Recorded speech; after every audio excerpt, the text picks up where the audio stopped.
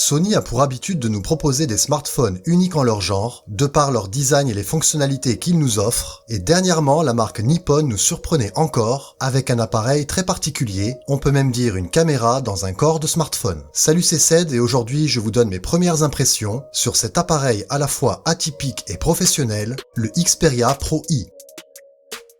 Une caméra dans un corps de smartphone, ceci n'est pas une simple métaphore, mais bien la réalité. En comparaison avec ce que nous propose déjà Sony, avec ses portables Xperia des séries 10, 5 et 1, le Xperia Pro I se démarque encore plus, déjà avec son prix de lancement très élevé, mais également avec ses composants plus professionnels, le classant même dans cette catégorie d'appareils. Le Xperia Pro I partage beaucoup de similarités avec certains smartphones Xperia, notamment les Xperia 1 Mark III et 1 Mark IV, comme sa taille et sa forme allongée, son écran 4K de grande qualité, son système audio et bien d'autres fonctionnalités tout aussi intéressantes. Cependant, son système de caméra est différent et reprend tout simplement celui d'un véritable appareil photo, plus particulièrement pour son capteur principal, directement emprunté au Sony RX100 ou le plus récent ZV-1. Un capteur modifié pour le coup, afin qu'il puisse être implanté dans un corps de smartphone, car oui, des compromis ont été faits, puisque toute la surface de ce capteur n'est pas utilisée. Mais cela n'empêche pas de conserver tout le bénéfice de celui-ci comparé à ceux qui intègrent les smartphones.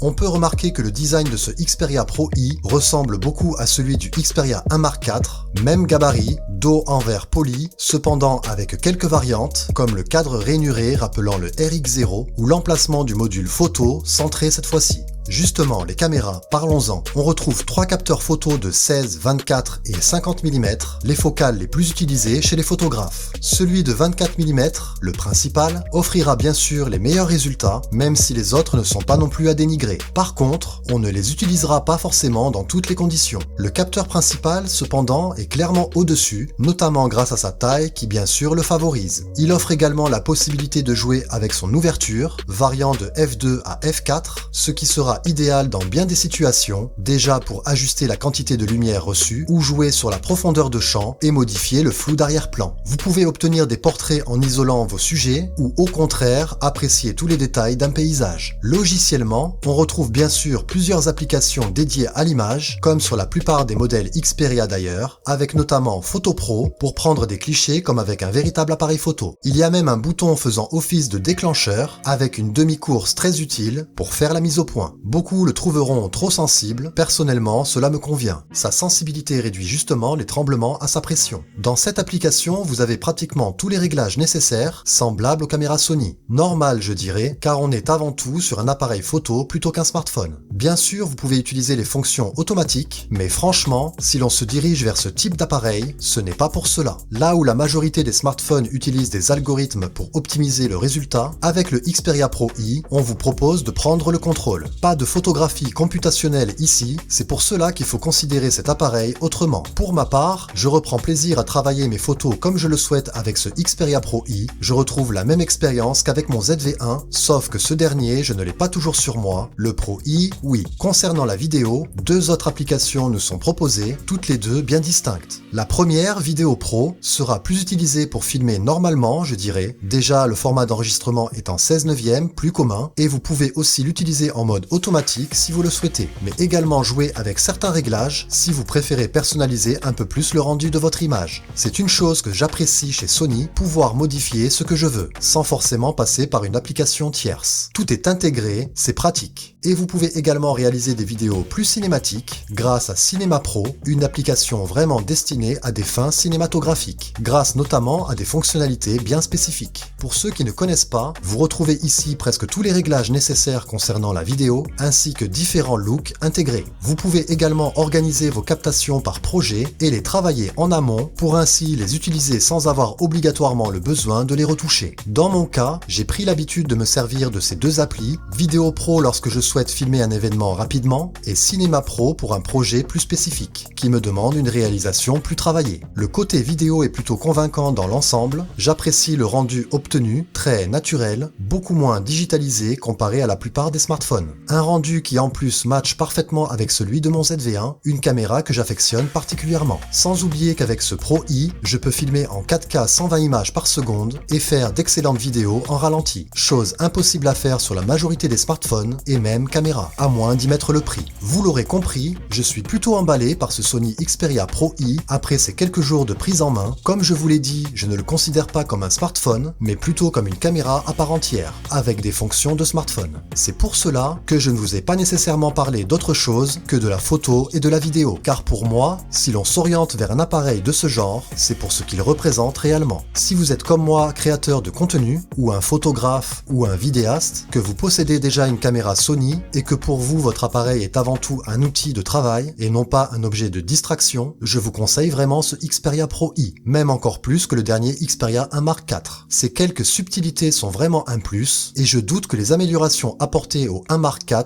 surpassent le Pro I. De plus, vous pouvez l'obtenir pour pratiquement le même prix maintenant, grâce aux offres actuellement présentes. Pour le moment, je n'ai pas constaté de défaut majeur sur ce modèle, pas de chauffe intense, ni de bug particulier, seulement une consommation conséquente de la batterie, mais en partie résolue après avoir effectué plusieurs modifications dans les réglages. Sans compter les mises à jour de Sony qui arriveront, qui corrigent très souvent certains problèmes. Je vais continuer de toute façon à le tester, le comparer avec d'autres appareils, notamment l'iPhone 13 Pro qui le remplace, ou encore mon Sony ZV1 qui partage le même capteur. Je vous ferai bien sûr mes retours en vidéo afin que vous en sachiez encore un peu plus. Donc surveillez bien vos notifications pour les abonnés, et ceux qui ne le sont pas et qui seraient intéressés, pensez à actionner le bouton dédié. Sur ce, je vous dis donc à très bientôt, bye.